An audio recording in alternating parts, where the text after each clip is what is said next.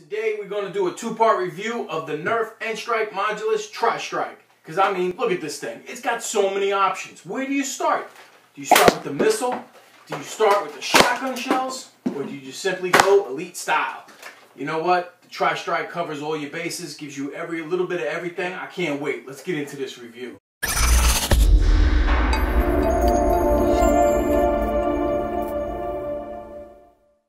Free packaging. I don't have the regular box that the Tri-Strike comes with it.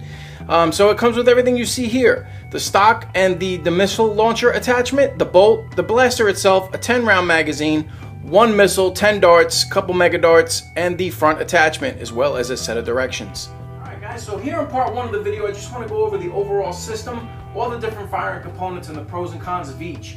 Because of the fact that there are so many different ways to fire this blaster, this video would have been extremely long, incorporating an outdoor range test, chronograph testing, and going over all of the features. So I'm going to break this up into two videos to make it a little easier on you, the viewer. So first off, as soon as you take this out of the box, the first thing you're going to have to do, and basically the only piece that you actually have to put together, is the bolt.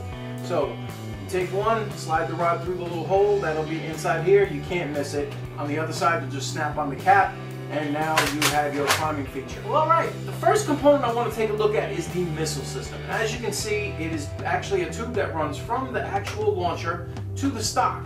Why is that? Because if you pull back on the stock and then you slam the stock forward, the air shoots through into the place where the missile is, and voila, the missile comes out. Now, in theory, the harder you push on the stock, the farther the missile should go. But I have found that with this blaster, because the air has to travel so far, you get inconsistent ranges. You guys will see that in the range test when we come up to that. But the overall theory and the design of this is actually kind of cool in concept.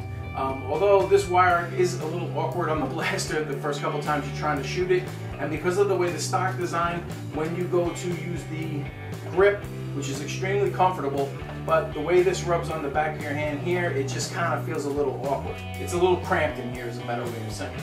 Now, one of the other bonuses about this stock and missile launcher compatibility is they actually snap together to form its own little missile launcher system, which is actually kind of cool.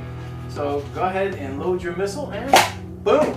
Component number two with the Tri-Strike I'd like to go over with is the barrel attachment, which actually doubles as a shotgun for 4 mega rounds. So literally, you put in your 4 mega darts in the front, loading them by hand, pull up on the priming mechanism, which is just like the demolisher missile launcher, and as you pull back, the shotgun shells shoot out. So I actually like this feature. I think it's pretty cool. I actually got the mega darts on the range test to go pretty far when I arced them and really pulled back on this. Now, one of the downfalls is the front barrel attachment is extremely heavy, so you're going to notice that right away the minute you actually grab it. The thing is, I've had some problems with this sticking here in the back. I'm not doing it right now, but it has. And the harder you pull on this, you almost feel like you could break it. I mean, there's a lot of play in it. It's a minor thing, just to let you know. Overall, I kind of like the extra shotgun feature. I think it's pretty cool. Alright, and finally, let's take a look at the main part of the blaster for the Tri-Strike, because this is actually where it truly shines. The priming mechanism on here with the bolt is just phenomenal. It's very smooth, very quick, and the trigger pull is absolutely perfect. And the fact that it has slam fire just truly sets this blaster over the top. Alright, a couple last things I want to point out to you on the Tri-Strike now that it's fully put back together again. One is that there is a bolt release button right here. Very hard to see because it's matching right with the white paint job. So if your bolt gets stuck for some reason, just push that button and pull back, it should release. Two, I'm not really crazy about where they have the mag release button. From my hands, I really can't reach it comfortably, so I actually have to go into this side, make sure that this is actually in the rear position when you do so. But other than that, I am very pleased with the Tri-Strike. I love the way the main blaster fires. The other stuff is just bonus. For $49.99, I would definitely say get this with the compatibility with other blasters, and the fact that you can turn this into an elite range sniper rifle.